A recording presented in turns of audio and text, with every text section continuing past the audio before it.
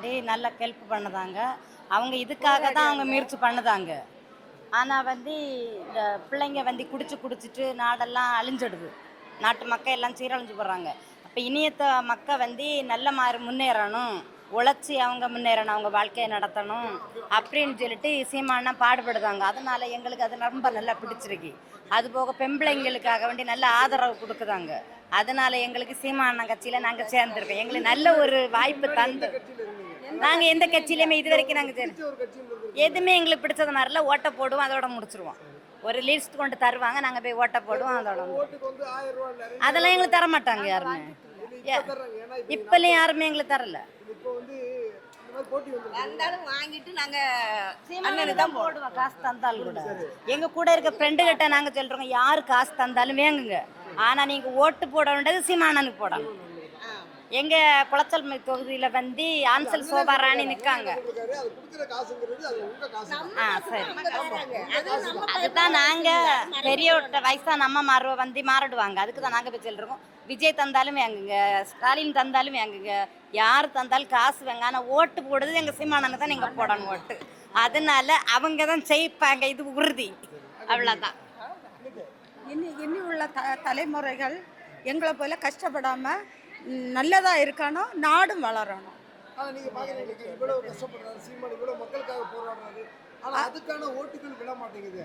அது மக்கள் சிந்திக்கல. காசுக்காக யாரு ஃப்ரீயா எது சும்மா குடிக்காங்களோ அதுக்காக மக்கள் வந்து அந்த பக்கம் நிற்காங்க. சிந்திக்கல, சிந்திச்சு செயல்படலை. இனியாவது சிந்திச்சு செயல்படட்டும் மக்கள். இனி உள்ள மக்கள் காலத்தில் மக்கள் நல்லா இருக்கட்டும், நன்மைக்காக, பலனுக்காக. கண்டிப்பா போடணும். அண்ணன் உழைக்கிறதுக்காக. நீங்க யாருக்கிட்டையாவது வந்து இந்த மாதிரி அண்ணன் நல்லா பண்ணுவாரு ஓட்டு போடுங்க யாரையாவது சொல்லியிருக்கீங்களா?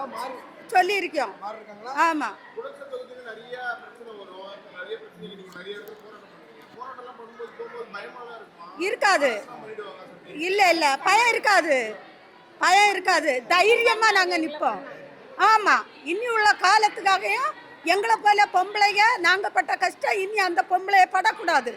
தைரியம் எங்களை பார்த்தா அவங்களுக்கு தைரியம் வரணும். அதுக்காக இனி உள்ள மக்களுக்கும் தைரியம் வரணும். இப்பதான் எங்களுக்கு இந்த தைரியம் வந்திருக்கு. அண்ணன் தான் காரணம், முழுக்க அண்ணன் காரணம், அப்பா காரணம். நான் கன்னியாகுமரி சட்டமன்ற தொகுதி 5 கிராமம் பேரூராட்சியிலேருந்து வந்திருக்கேன். எங்கள் ஊரில் நாங்கள் நாம் தமிழர் கட்சியில் 10-12 வருஷமாக இருக்கிறோம். நாங்கள் அப்போது அதை கூட நாங்கள் போன வருஷம்லாம் வாங்கலை. ஏன்னா நான் நாம் தமிழர் கட்சின்னு எங்கள் ஊருக்கே தெரியும். அதனால எனக்கு கொடுக்கறதுக்கு வந்தாங்க தான் நாங்கள் வாங்கலை. வாங்கிட்டு திருப்பி நம்ம இதுக்கு தான் போடுவோன்னு அவங்களும் தெரியுமே, அப்புறம் எப்படி தருவாங்க? இல்லை தந்தாங்க, நாங்கள் தான் வாங்கலை. எங்கள் ஊரில் ஒரு பிரச்சனை, 40 ஆட்டோக்காரங்க ஒரு ஸ்டாண்டில் இருக்கிறாங்க. அவங்களுக்கு வந்து ஒரு அதிமுக ஒன்றிய செயலாளர் ரொம்ப தொல்லை கொடுத்துக்கிட்டே இருந்தோம். அப்போ அவங்க வந்து எங்களை நாடி வந்தாங்க, நாம் தமிழர் கட்சிக்கு போனால் நமக்கு இனி நல்லது நடக்கும். நானும் கடலம்மா மாநாட்டில் அண்ணன் முன்னிலையில் நான் அவங்கள இணைச்சி விட்டுட்டேன். இப்போ எங்கள் ஊரே நாம் தமிழர் கோட்டை தான்.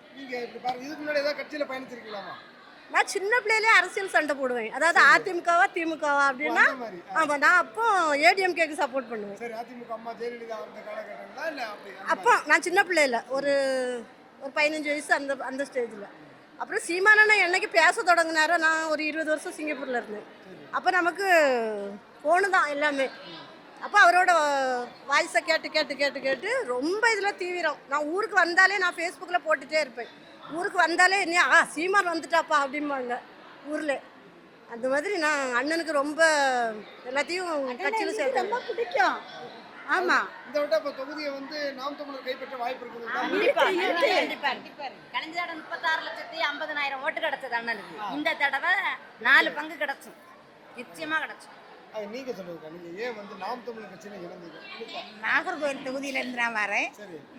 நம்ம மண்ணையும் அந்த மக்களையும் நேசிக்க ஒரு நல்ல தொகுதினாலே குறிப்பா வந்து காங்கிரஸ் இருக்கும். ஆமா. காங்கிரஸ் தொகுதியில எப்படி அண்ணன் சீமான் நேரடி எதிரி என்ன? காங்கிரஸ் ஒழிக்கிறதா என்னோட ஒரே குறிக்கோள். காங்கிரஸ் தானே நம்ம மக்களை, தமிழ் மக்களை அழிச்சு கொன்னது. அதனாலதான் அது அதோட சொந்த தொகுதி மாதிரி வந்து எப்பவுமே வந்து காங்கிரஸ் வெற்றிக்கிறோம். அங்க எப்படி இந்த நாம் தமிழர் வந்து வெற்றிக்கிற வாய்ப்பு இருக்கு? இப்ப எல்லா மக்களும் நல்ல விழிப்படைஞ்சிட்டாங்க. எல்லாரும் நிறைய போன் எல்லாம் பார்க்காங்க.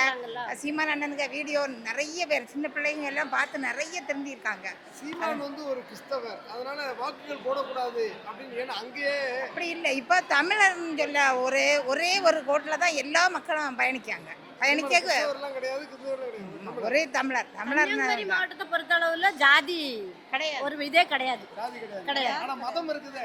மதம் இருக்கு, இந்துவா கிறிஸ்டினா. ஆனா அதுல கனிமொழி இந்துன்னா அண்ணன் கிறிஸ்டின்னா கனிமொழி தங்கச்சி கிறிஸ்டின் இந்துவா இருக்காங்கல்ல, அதனால அவங்களுக்கு வேறுபாடு இல்லையே, சரி, எப்படியும் போட்டுருவாங்க. அதுக்காக கேட்குறேன். ஏன்னா அங்க வந்து நீங்க பாத்தீங்கன்னா ஒரே ஜாதிக்குள்ள இவன் கிறிஸ்டின் இவன் ஹிந்து அந்த மாதிரி இருக்குது. அதையும் தாண்டி எப்படி நாம் தமிழர் கட்சியோட வெற்றி வாய்ப்பு இருக்கு? இந்த டாஸ்மாக் அண்ணன் மக்களுக்காக உண்மையா உழைக்கி